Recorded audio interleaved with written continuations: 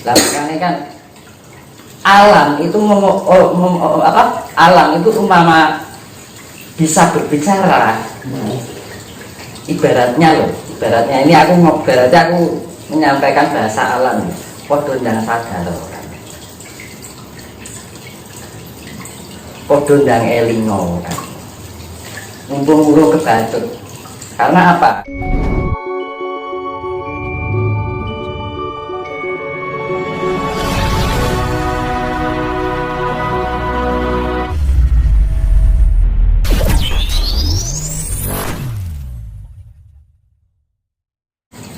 Ya, pertama saya ucapkan terima kasih. Selamat pagi, Rahayu, Om Swastiastu.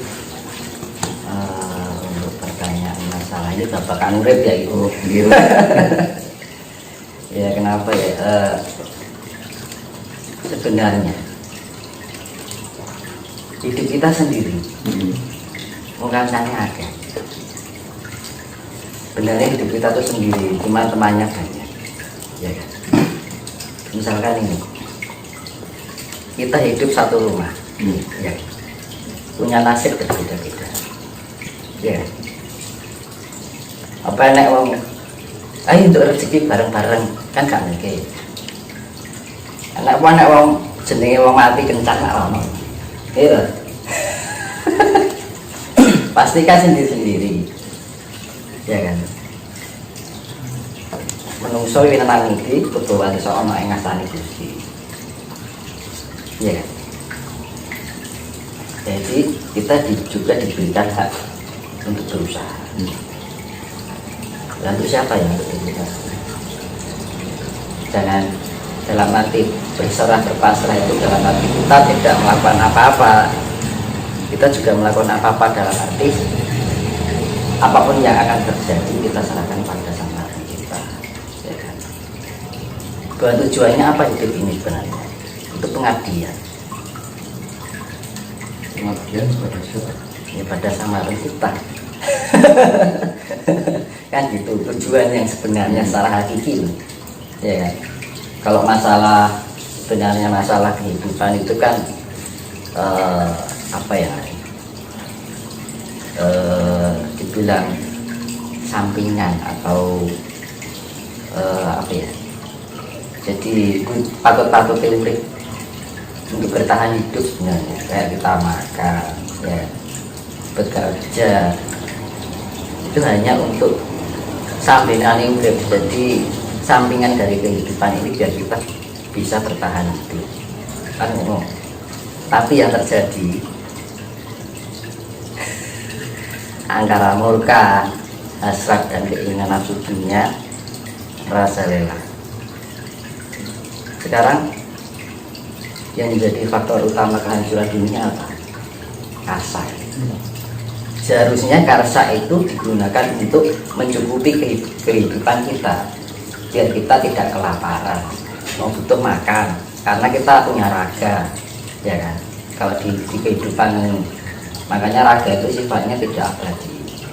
Sifatnya yang materi itu kan tidak abadi. Kalau yang non materi sifatnya abadi. Ya non materi nggak usah makan aja nggak lapar. Ya kita butuh energi karena terbentuk dari 4 unsur alam. Jadi ya makanya namanya nasib, jodoh, ya kita berusaha dalam arti berserah itu.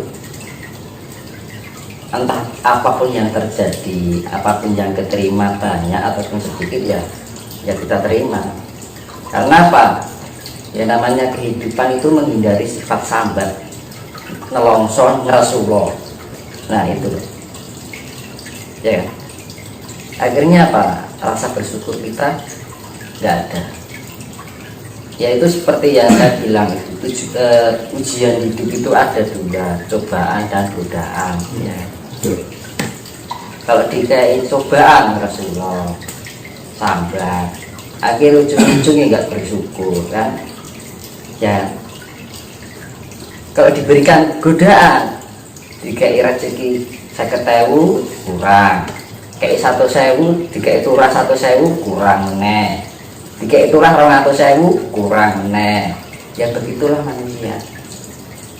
Akhirnya apa? Lari dari hakikat pengabdian kita. Kenapa kita dihidupkan di dunia ini kan gitu. Jadi keimanan kurang. Kalau kita bisa menyadari ketika kita minum air, wah rasanya air itu enak sekali. Ini dari mana? Dari alam. Ya, kita menghirup udara itu dari alam. Ya, kita mandi. Kalau mandi itu kita juga harus merasakan airnya ketika berguyur itu mengandung energi. Kalau kita menyadari loh, itu pengaruh. Jangan asal mandi biur gitu. Ketika kita mandi kita rasakan air itu telah mencuri tubuh kita. Itu akan menambahkan energi. Jadi pikiran kita yang terkonek dengan energi air ini yang mengguyuri tubuh kita. Akhirnya badannya energi. Itu bagian dari spirit. Pele ya, perkara mandi loh. Ya. Ngombe iki dirasake, aku iki ngombe banyu. Nah itu. Nah wong Jawa iki ngono kuwi. Ya. Makane wong Jawa nek ngarani rasa pangrasa. Aku ngrasake kopi. Rasane kopi nek ora dirasake nikmat lah nikmat. Ya padha wae banyu.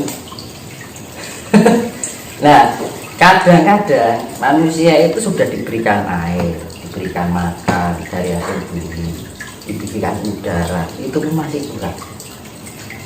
Coba nih sama sang pencipta itu dari 4 unsur itu dihilangi satu aja, kira-kira kita bisa hidup enggak? Ya.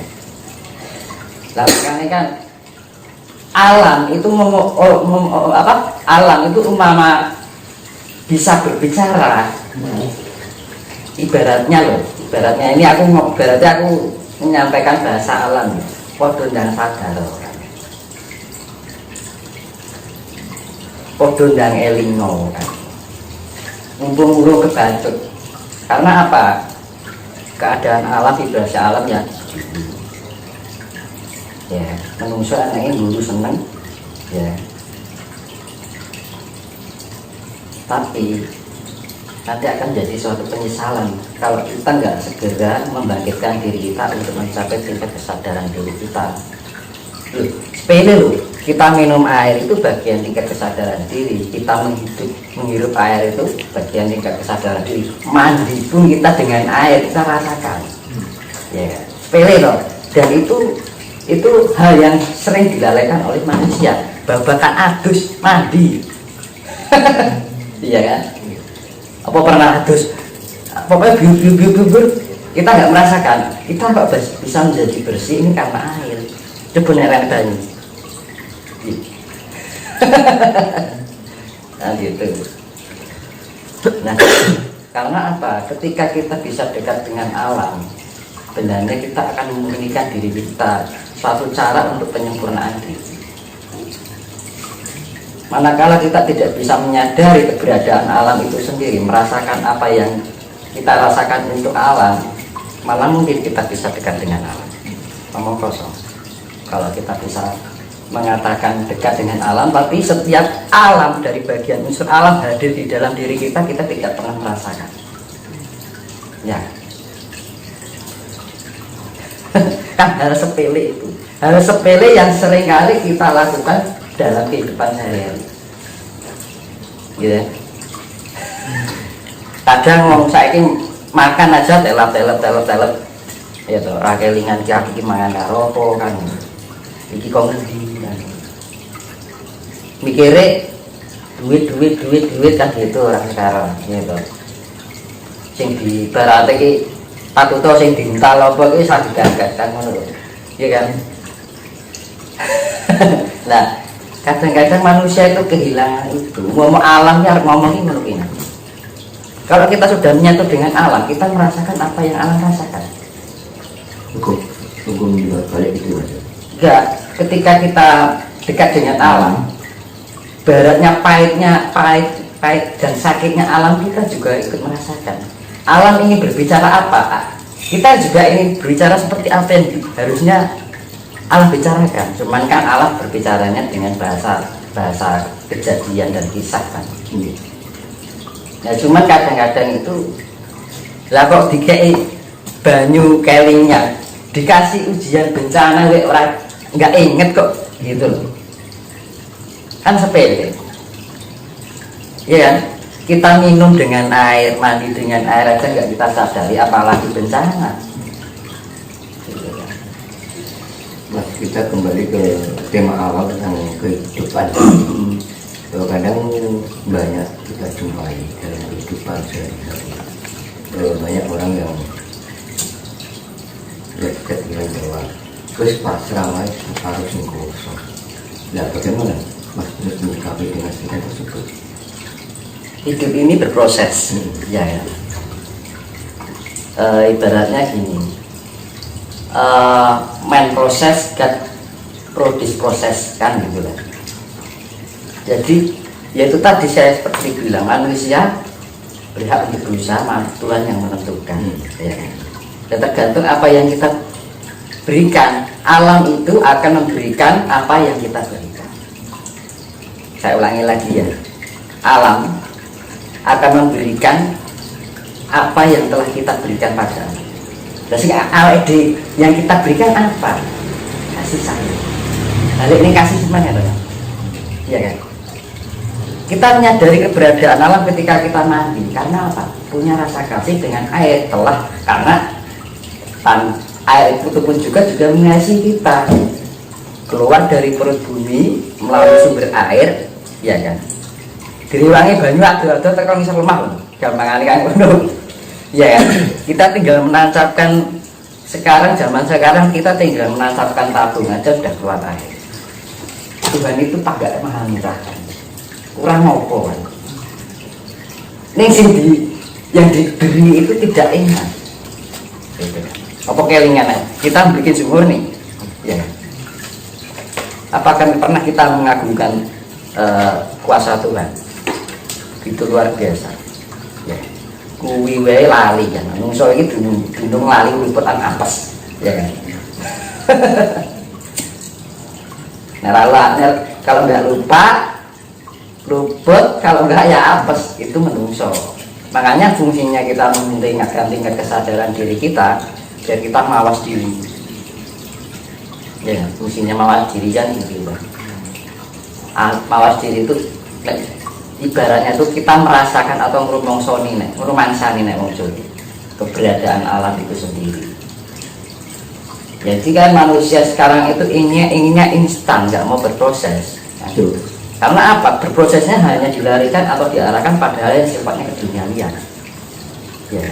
Tapi untuk hal yang sifatnya pada ketuhanan, kayaknya itu sesuatu hal yang aneh buat orang sekarang untuk mengenal Tuhan. Kan lucu kan? Sama aja kan kita sudah melupakan asal usul kita. Ya.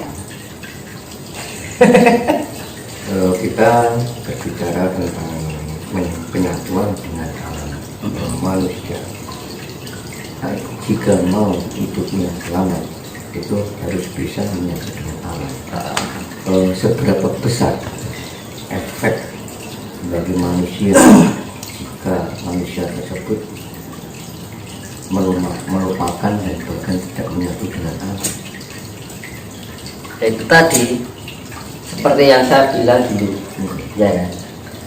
Ibarat ini sepeda pancal, ontel itu, ini ada capnya ya, iya kan? Ketika dia berjalan di lelumpuran, kan kotor nih. Ya, lah, cat ini kan juga termasuk bagian dari luar dari rangka sepeda, ya. Tapi kan sudah melekat, ya kan? Iya.